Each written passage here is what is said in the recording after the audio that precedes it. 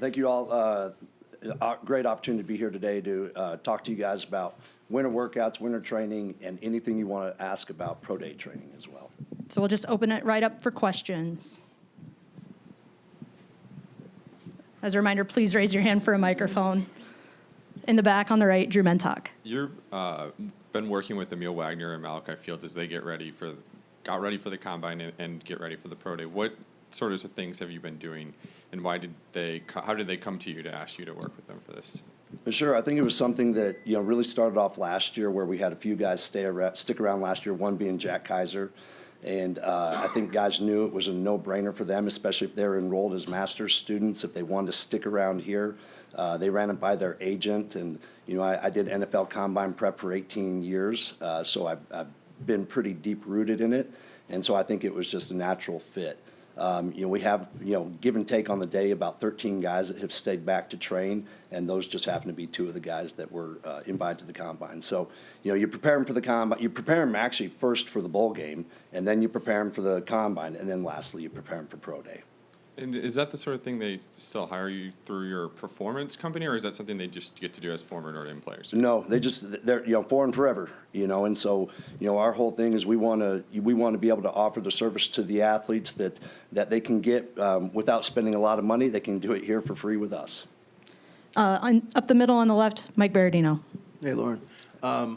We've seen the clips of a lot of your guys hoisting a great deal of weight, but Francis Brew in particular, and his reputation was he's almost no limit to his form, his strength. How does that compare with all the guys over the years? Is it out of the norm that he looks like he could go right to a Mr. World competition tomorrow? Yeah, that's a pretty impressive bench press that I think made its way viral. He's strong on the upper body, no two ways about it, and he's strong total body. I try not to get too excited about those things because it's one aspect of performance, but when you see that in front of you and it gets the room excited, I mean, those are the things that obviously everybody wants to talk about, but there's so many great things that he and the other guys are doing behind the scenes on the training side. It's outside the strength side, the movement and the bend and the burst, those are all things that are just really impressive that you see out of a young man like that. And then, almost without exception, the freshmen come here, sometimes the transfers, and they say they have a target weight. They want to get to a certain weight by the start of spring, by the fall. What's the process? How deep do you have to go to make? Do you even go back to talking to family members to see how they typically, what the pattern is for them to add good weight? How do you make sure it's good weight, and how collaborative is that? Yeah, it's a great question. It's fluid. Guys come in at a certain body weight, and I think a lot of people put it in their head, I need to be this weight to play at this position. And what we do is we talk amongst our performance verticals. We discuss what is realistic in a certain time frame. We talk to the position coaches and the coordinators and say what's realistic for them to do their job, but also keeping in mind that the age that they are in the developmental level, you want to make sure that you don't exceed too much weight too soon. And some of the closest proxies I'll use is I start to look at if I see vertical jump decreasing as they're adding on body weight, then I know performance is probably going to start to decrease as well. So you want to be smart in how you're putting on the weight. You just don't want to do it indiscriminately. Front row on the right, Eric Hansen. Hey, Coach. A lot of times when we talk to the freshmen, they come in and there's a lot of culture shock when they come in from winter workouts. This year it felt like they were in step with what you wanted from them. They felt like it was very helpful, position specific. Can you take us through the evolution of the winter workout philosophy, why we might get that kind of response? Sure. I think that every off season is a different journey. Obviously, last year our runway was a little bit shorter. Last year being the national championship year was a little bit shorter, so this year we had a little bit longer runway. So with that being said, when we bring in the freshmen and the transfers, we make sure that they're on their own cadence for the first 4 weeks. They have to learn what we do, how we do things, and how we operate, what our expectations are, and what our standards are from a team perspective, but ultimately also in how we train and how we prepare. So we set them aside for 4 weeks, and then after that 4 weeks, we introduce them with the rest of the team. So by the time they're in with the rest of the team, they're not trying to compete with the guys who have been here for 3 to 4 years and trying to keep up with their weight. They're working within their lane, but they're learning our process. So one thing I talk a lot about, people talk about winter workouts, right? Everybody asks questions about winter workouts. I call it winter training, To me, a workout is what you do singularly. It's one day. It's a bike ride. It's a sweat. It's calorie expenditure. To me, training is a path that we have that has a destination. It has a target that we're looking for. And so they understand, they learn it early, and then when we bring them in with everybody else, it's an easy fit. And then I hope this isn't overly broad, but you spend a lot of time with the players when the coaches can't. And so I'm wondering, how do you build the team culture? What's the most important parts of building a team culture when it's just you with them? I think it comes down to, one, my job is to echo the leadership of my head coach and our coordinators and our program, first and foremost.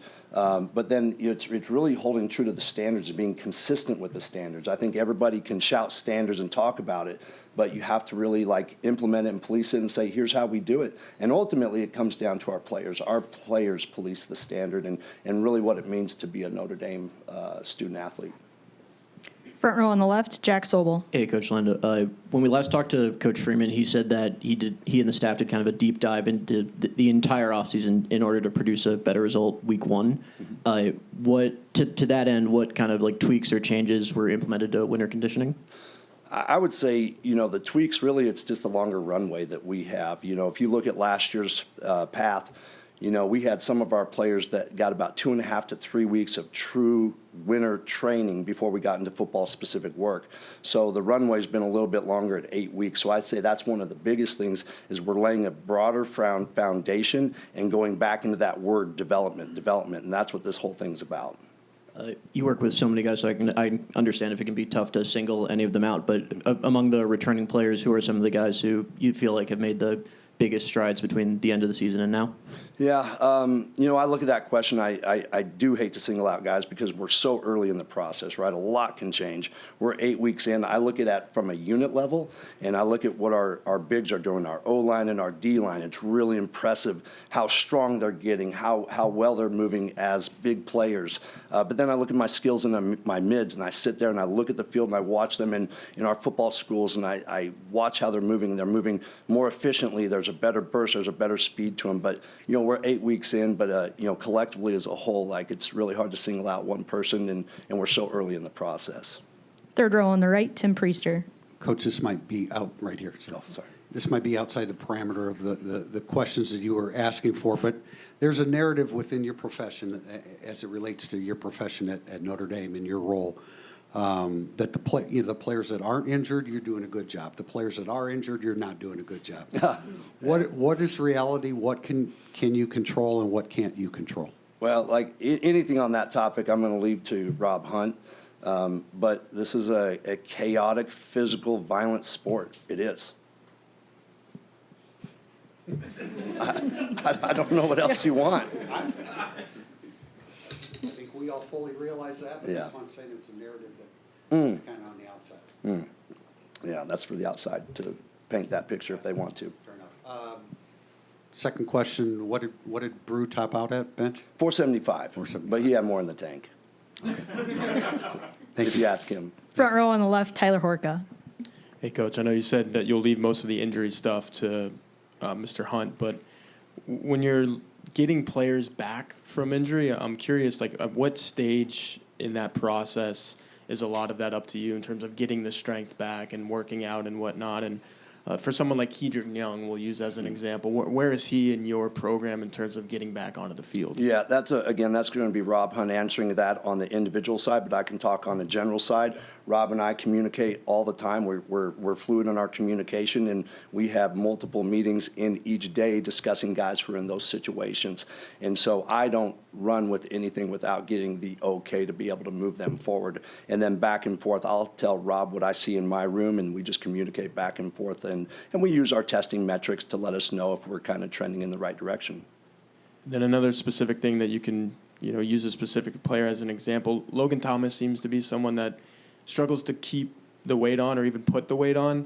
When you have a situation like that, how much extra work are you putting in with that individual to say, hey, this is where we want you to be, you still have a ways to go? And then with Logan, what do you think his ceiling is in terms of how big and strong he can be? Yeah, that's a good question, and again, if she was here, I'd have Alexa Appleman really handle that one. That's someone we discuss and look at strategies to help with that. You know, the great thing from my room is he's strong, he's explosive, he has all the burst, he has all the strength, and you know, he's just like, you know, some guys, you know, struggle to put weight on at different times in their career. Last questions for Coach Landow. On the right, Tim O'Malley. Coach, right at the middle here. You mentioned a longer runway this year compared to the national championship season. Summer arrival freshmen always have a shorter runway, but there's always been a couple that find their way to the lineup. I'm curious about how you have a plan for the summer freshmen. It's certainly fewer freshmen this year than usual, but even an example, a guy like Leonard Moore, let's say when he hits campus and he is able to make those. How do you bring him along when you realize this is someone the coaching staff is going to need this year? Yeah, I think that brings in a good point, right? Because when you do have them in January, you have all this opportunity to prepare them. And I think part of that preparation part is the physical side, but it's also the mental side of dealing with classes and how to budget your time.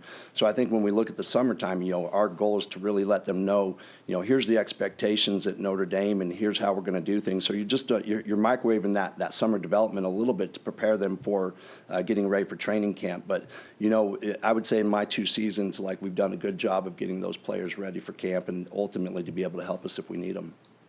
40-yard dash is fun, and it's part of the NFL Combine, especially when Jeremiah Love runs it. But when you're looking at explosive numbers, what are you looking at in a football player?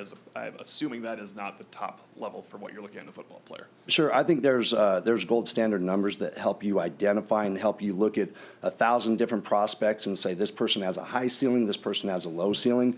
I always tell my guys when I'm preparing them for the draft or any aspect of testing, I look at the vert, the broad, and the 10, the 20, and the 40. The vert and the broad show you just bottom line raw explosiveness. That gives you an idea of what their genetic makeup is. If I have a defensive back and I have one guy who jumps 38 and another guy who jumps 34, I know the guy that jumps 38 has a higher ceiling for athletic development. And so when you're making big decisions off of a lot of players in a calendar year, it's an easy dividing line to be able to sit there and say, you know, potential and maybe, you know, has maybe hit his ceiling.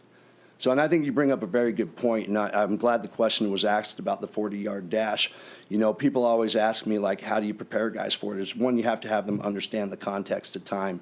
And I actually have my stopwatch, and what I do with my guys, day one, I hit them start and stop as quick as they can. Right there, I just did with my thumb as quick as I could. That's 0.2 of a second. So I grab a skill guy and say, that's the difference between you running a 4.6 and a 4.4, what I just did with my thumb. So when I provide context of time to a race that we don't have context for, it gives you an idea that there's not a lot of difference between a guy who does run a 4.6 versus a 4.4. So I try to build that context in right away in the training process.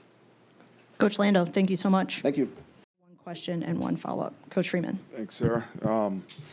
Obviously, my opening doesn't need to be long. I went through most of the things we usually talk about in the opening. So it's been a great winter conditioning, winter development stage.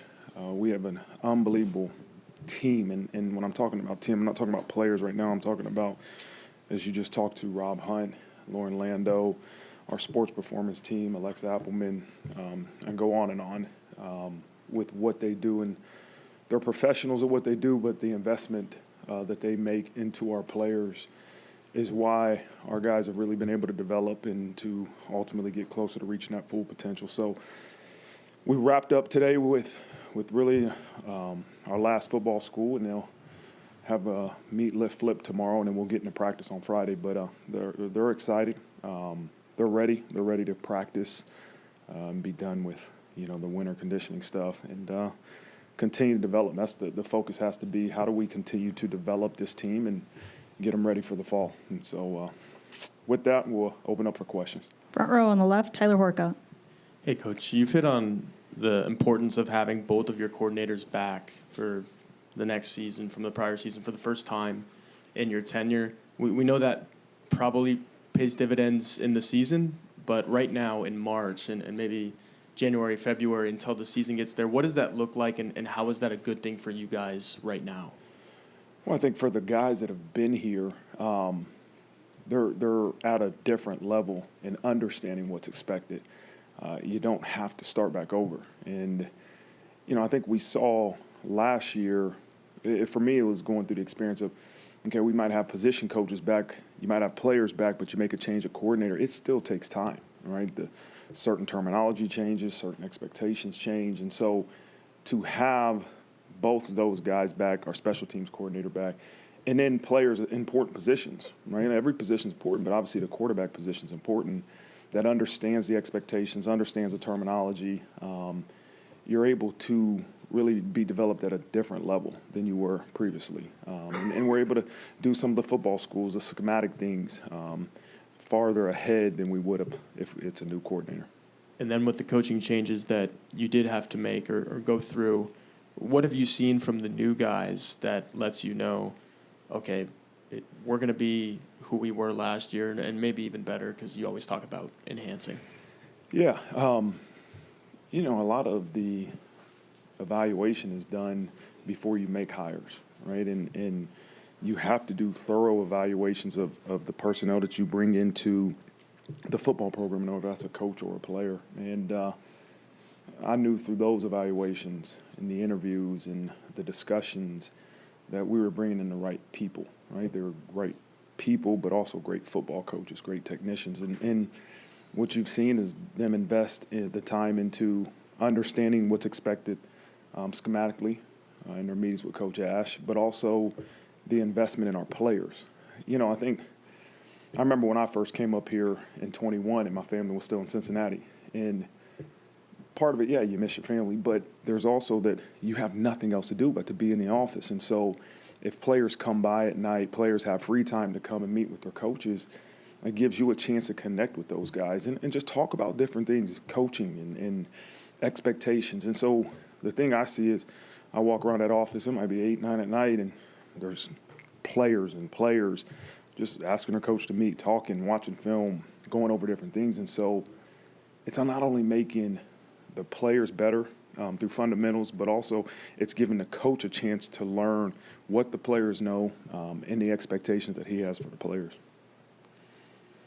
Back row on the right, Brian Driscoll. Coach, obviously for the 2025 team, the playoff situation wasn't great. Didn't finish well. For the 26 team, however, are there benefits to There having... was no playoff situation. I'm trying to somewhat put it behind us. Yeah. Be nice about it. For the 26 team, however, are there benefits to having a longer, Coach Landow talked about it, but having that longer extended offseason, are there benefits to that, and does it help your football team develop the 26 version of it? Yeah, are there benefits? Absolutely. And I probably got up here last year after we played the national championship game, and if you would ask a similar question, I would have said, yeah, there's benefits of playing that late in the season because of the practices that you go through. But this has been a unique off-season for me to see because we've never had this much time. We've never had this development, that full 8 weeks of being in the weight room, the meetings, the football schools, the individual drills. Like, we're at a different level than I've previously seen us at. But those are discussions we have as amongst coaches is, are we looking at shifting the calendar? Is there a way to shift the calendar so we all get those 8 weeks of winter conditioning, and you don't feel like you're not as developed the following year if you make a playoff run. And so we'll see what the future holds in terms of the calendar, but there's been a lot of benefits for this group to have those 8 weeks of uninterrupted training. It's also obviously unique that you have over 30 new players, considering the huge early enrollee group and then obviously the portal players. What are the challenges for the coaches and the training staff to kind of bring a team that has such a new look together to build that culture? And how do you feel about where your leadership has been amongst the players to kind of play that role and get that goal? Yeah, I think the leadership's been tremendous. This is the first time for me. You have 2 returning captains. You got a bunch of guys that have played, that are leaders and want to be leaders and understand those expectations.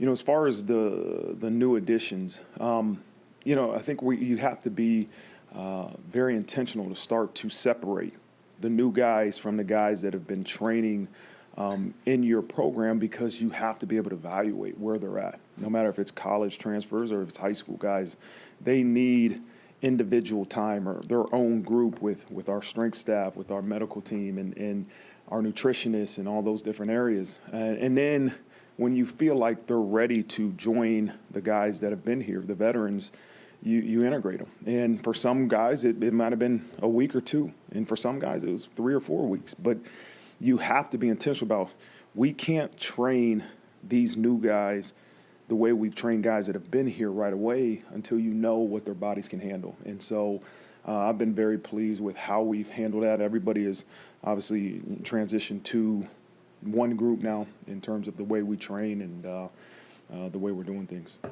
Second row on the left, Tyler James. Marcus, the quarterback conversation this offseason is much different with C.J. Carr, obviously, as your number one. But how do you go into the spring and make sure you get the best understanding you can for what Blake Hebert and Noah Grubbs can do in terms of potentially being the backup?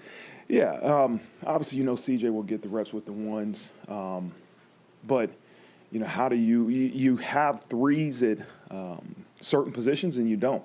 So we have to be intentional about where can we script drills or periods where we have a third group, and where can we only have two groups. And if we only have two groups, now we have to rotate those guys with the second group. And so it's no different than last spring when you have 3 quarterbacks in a true quarterback battle. It's about how you're intentional with scripting practice to get the right amount of looks or reps to evaluate for the guys that are in competition. And so CJ has to get his work in, we know that, but also we got to see how Blake and Noah handle their opportunities in practice, and we got to be intentional about the way we script it. And you have big shoes to fill at running back, and then you have some guys missing this spring at that position too.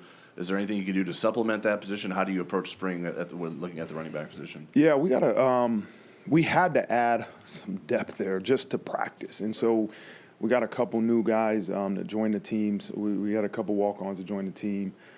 We had tryouts. And, they'll help us in terms of numbers, because obviously to be able to run the ball, it's the guy with the ball in his hands, but those big guys up front and the wideouts blocking on the perimeter all contribute to the success running the football. And so, okay, maybe we have a guy that might not be competing to be our starting running back carrying the ball. We can still evaluate and really improve those guys that will be blocking for the running back. And so the guys that are healthy, they'll get plenty of opportunities, but we can't kill them either, right? We can't, put so much load on those guys that they have diminishing returns. And so we have to be able to spread the workload. And one of the important things for us to do was to get a couple guys at least could give us reps so we can practice and develop the depth of our team. Front row on the right, Eric Hansen. Hey, Coach, I wondered what your thoughts are going into the spring with regard to the nickel position, and how viable is Christian Gray as an option? He's a viable option. We're going to play him at nickel. We'll play Dallas Golden at nickel. We've sprinkled a couple guys there through football school. We're not super deep right now at the DB position, period. And so we got to be able to rotate guys at different positions. But, we feel confident that Christian can play nickel. We obviously know Dallas can do it. And we're going to rotate those guys both inside and outside. And then one of the things that you've liked to do since you've been the coach here is question everything. And I wonder. Challenge everything, yes, sir. Yeah, challenge everything. Yes, sir. Okay. Yes, sir. And I wondered, in terms of your own, vision for this program, what were your top priorities in terms of that theme? Yeah, obviously I think I mentioned in the last press conference, how do we find a way to start faster? That's a general term, right? Start fast in a game, start fast in a season, okay? We know we want to do that, but what is our process? Let's evaluate our process over the past 4 years in terms of what we've done in terms of the weight room, what we've done in terms of practicing, some of the analytical numbers, and really challenge those things to hopefully produce a better result. We won't know. We don't know until you go out there and play and you have a season and you look back. It's always when you look back that you say, okay, here's where we have to find a way to be better. And so that's something that's really important. How do we practice in a way that we have to practice to develop as a team, but also you want to prevent as many injuries as you can, right? You availability is going to be important, and it's a double-edged sword because you can't walk through, you can't practice soft and expect your team to be prepared for what's ahead. So we have to practice with physicality. We got to challenge them, challenge all of us, right? Myself included. How do we continue to challenge us to understand and believe that choosing the struggle, right? The struggle will help you grow, will help you improve, and then be willing to do it, right? Every individual. I'm just thinking about things that I've continued to challenge myself and the team to do is to understand, do you believe that you got to choose hard every day? You got to choose the struggle. You got to choose things that are going to challenge you mentally and physically. First, you got to believe that, then you got to be willing to do it, right? You got to do it. And how can I find ways as a leader of this program to be uncomfortable every day? And there's only limited physically things I can do, right? And I'm not playing anymore. But mentally, studying, discussions, evaluations, like how do I find a way to evaluate everything we're doing so that we can be better? We need everybody in our program to have that mentality. And so I think all those different things are things we're evaluating, I'm challenging our program to do. Front row on the left, Jack Sobel. Coach, along the lines of what I asked Coach Landow and what you just talked about with challenge everything and starting faster, like specifically as it relates to spring ball, what kinds of tweaks or changes did you make to your process there? Yeah, we looked at what time we start, right? Like coaches always want more time. We want to practice more. We want more meeting time. Well, coaches are greedy, right? And there's NCAA rules about how much time you get, and there's also, I want our guys to be rested, and I want our guys to, to make sure they're prepared to have a good day and they can give us what we want. And so, okay, we evaluate what time we're starting meetings certain days.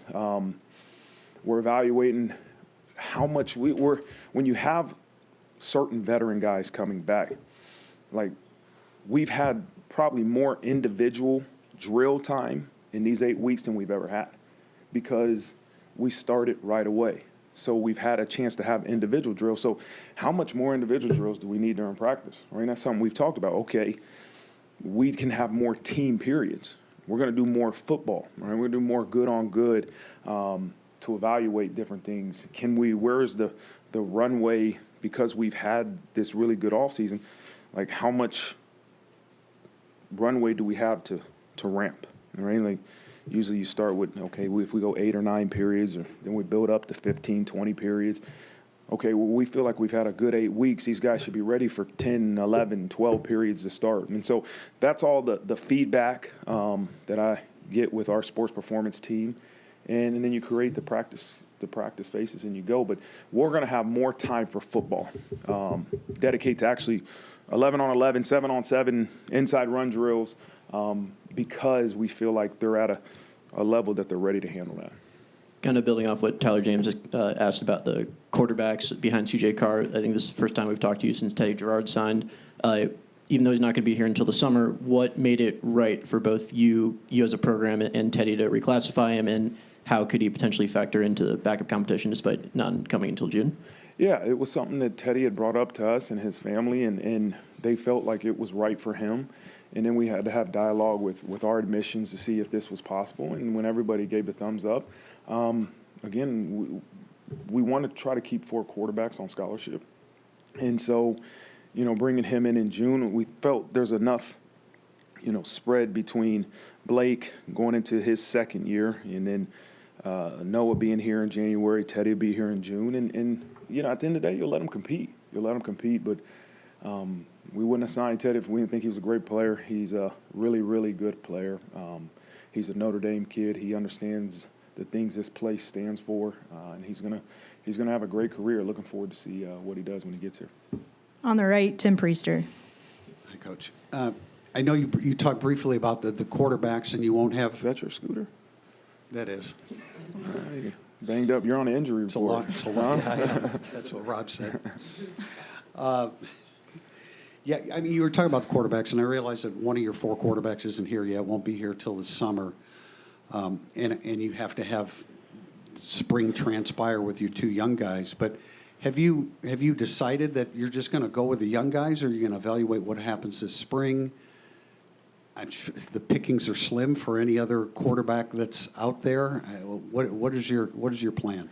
Are you talking about like for next year, transfer portal, or is that what you're asking? Yeah, I mean, like, would you still try to bring in a elder quarterback with all the young guys that you have on the roster? If from now, right, until December, you did not feel like you had a future starting quarterback in your program, you have to.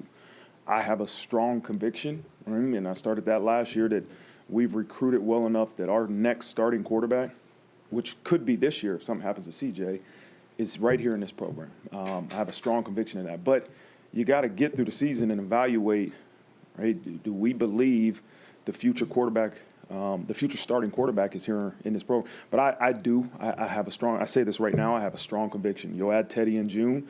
You'll put these guys in game-like situations, see how they perform. But, again, I want to continue to major in developing our quarterbacks in-house and not having to go get a transfer portal quarterback. But I still got to make decisions that we believe is best for the program.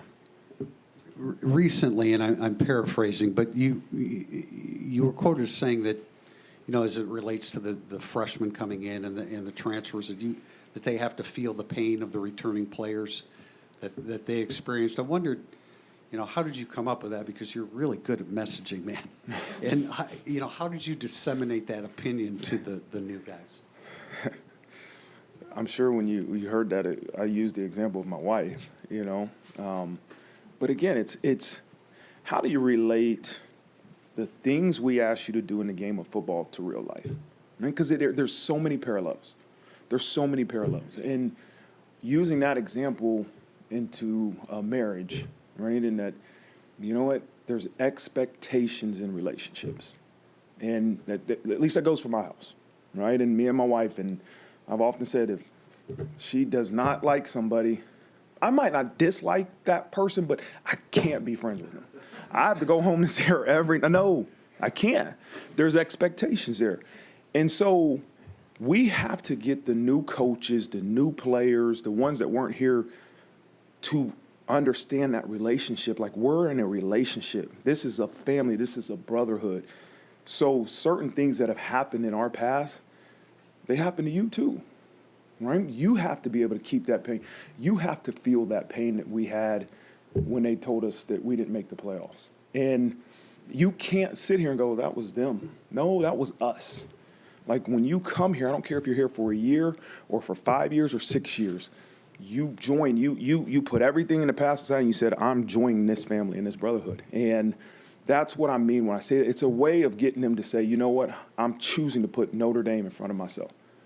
Right? My journey to Notre Dame might have been different than Coach Freeman's journey, but we're all in this thing together now. So some of the traumatic things that have happened in the past, right, they happened to us. And so we have to use that in certain situations. We talk about motivating, we talk about choosing hard and those type of things. Like, we have to use that. And so I think more than anything is getting them away to say, you know what, put self away. I'm putting family and putting Notre Dame in front of myself. Third row on the left, Pete Byrne. You should be glad that I think many of our significant others approve of you right now. I think the last time we talked to you, you left us with the message that you'd given the team of leave no doubt this year. Over the last 8 weeks, can you give us some examples of maybe some of the things you've seen from some of your players that indicate to you that they're dealing with that process the way you want? Yeah, I mean, I want it more than anything to be an everyday mindset. I want it to be an everyday mindset that we leave no doubt that we made the most of what we had today. And if you accumulate that over the course of months and months and months, we'll see if we left no doubt that we reached our full potential. But talking about that, it's just a phrase right now, right? It's just, hey, leave no doubt. But I came with that when I don't want to lose. How do I use that situation that happened in December and not lose it? Right? I think you lose it when you blame somebody else for the situation you have.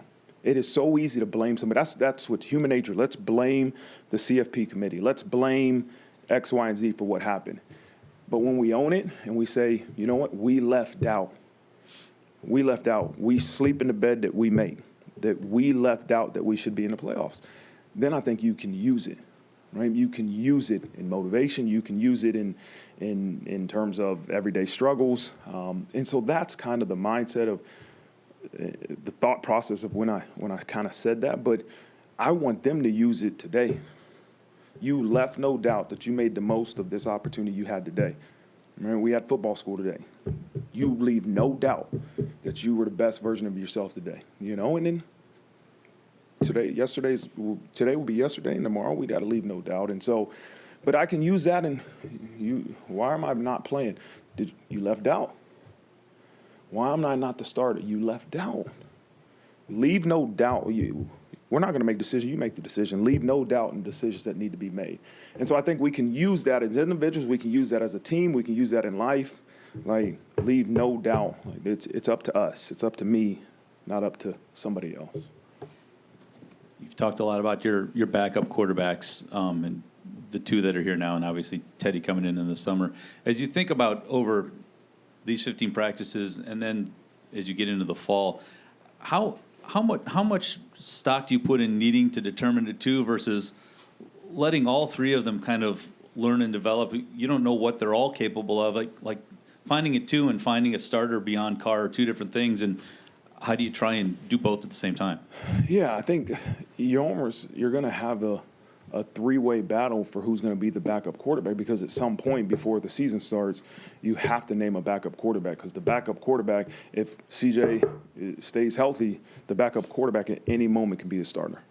So that guy has to know, prepare, and take all the 2 reps in practice.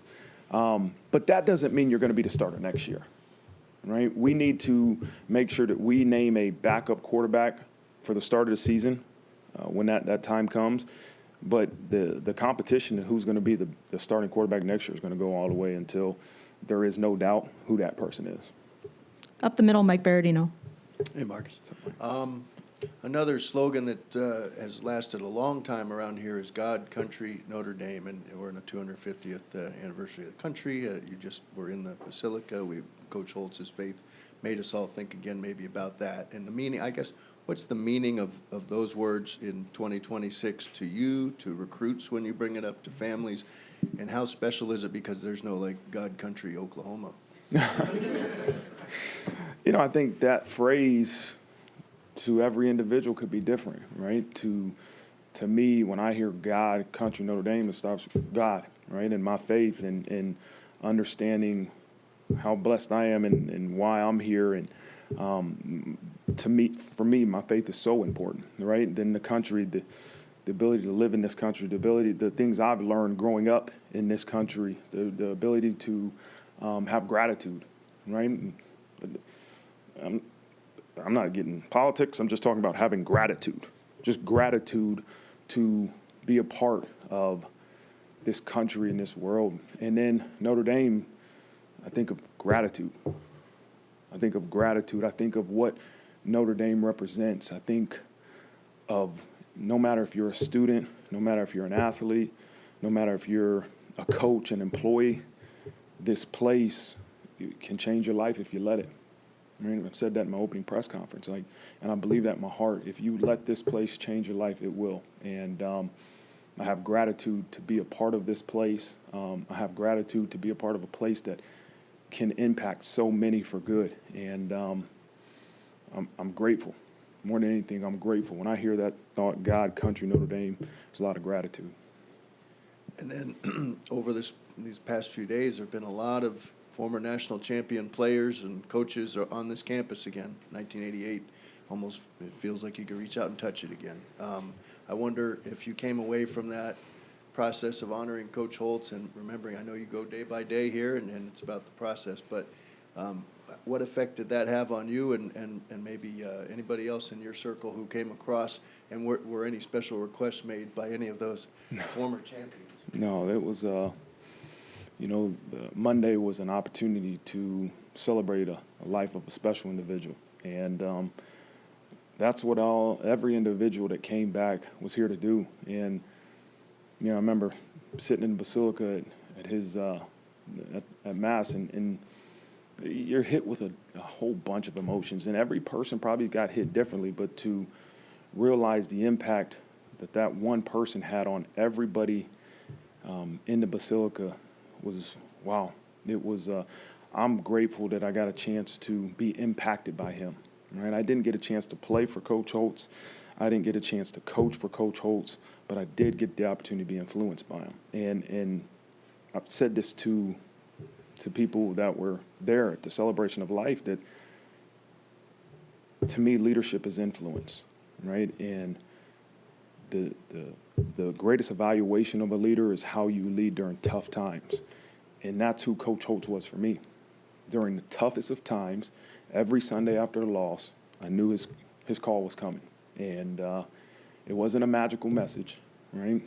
He just always say, I'll give you my opinion, never any advice. But whatever he said in that moment is what I needed to hear. And I'm grateful I had the opportunity to be influenced by Coach. And it's special being around all those former players, because I wouldn't be standing here in a position that I'm in. And I'm talking about the position of head coach at Notre Dame, like where it is. And I wouldn't be standing here if it wasn't for every coach that came before me, if it wasn't for those players that have become before us. Like, our football program's at a position because of all those guys. And so it's so great when they come back, because this is their home. And I want them to always know that, and they know that. They hear it from me enough, that come back, because this is your home. You're a part of Notre Dame football and this football program. And it was awesome to get a chance to see a lot of them. Last question opportunity for Coach, up the middle, Chuck Freeby. In your quest for personal improvement every year, you've gone and you've visited different people, or you've done different things. What did you do this offseason? Some of it I'll keep private, but No. you know, I've done so much. I've done so many different things, and I wish, like in this moment, I could say this one thing was the best. You know, I know a lot of people see me at those basketball games, right? And it's more than just sitting on the court and watching these guys play. Like, that's entertaining for me, right? I get a lot out of that. But to be able to always spend time with the coaches, even some players, when I'm out recruiting, those are moments that are valuable for me. To be able to say, okay, give me your secret sauce. Why have you in this situation? What have you learned? Give me advice. You know, it's a different sport, but it's still leadership. It's still making yourself better and making those around you better. And so those are the things that I spent a lot of time with different people when I was on the road recruiting, depending on what city I was in, that just being able to be a sponge and take notes and listen to the wisdom of a lot of successful people has helped me tremendously. And then on the field, you mentioned you brought in walk-ons for the running back room. Your linebacker core got thinned out quite a bit, too, with injuries. Yeah. What steps have you taken there? Or we haven't added any walk-ons in that room. And, you know, as you look at majority of the time right now, not just college football, but if we're facing our offense, you'll see a lot of 11 personnel. So if we're seeing 11 personnel, you're going to see nickel. So you're only going to see two backers on the field. So you're not going to maybe see as much rotating as you would if everybody was healthy. But I think we have plenty of depth there. And if, you know, our offense is going to go 12 personnel and get big, then maybe we only have two groups because we don't have enough linebackers to go three groups of three linebackers. So we just got to be intentional about that. You know, Jack, you asked a question earlier about practice and what are we doing specifically. That's another thing we're doing, is that we're doing a little bit of OD emphasis. That's something we haven't been able to do previously. So, hey, our offense can dictate what the defense is doing for a certain amount of plays, because it might not be something our defense does every game, right, or in its normal package, but our offense needs to see it. Same thing, our defense needs to see this 12, 13 personnel, so they get the emphasis here. And so I think that's another thing that we're doing we probably haven't been able to do in the past in spring ball. Coach Freeman, thank you so much. All right, thank you, guys.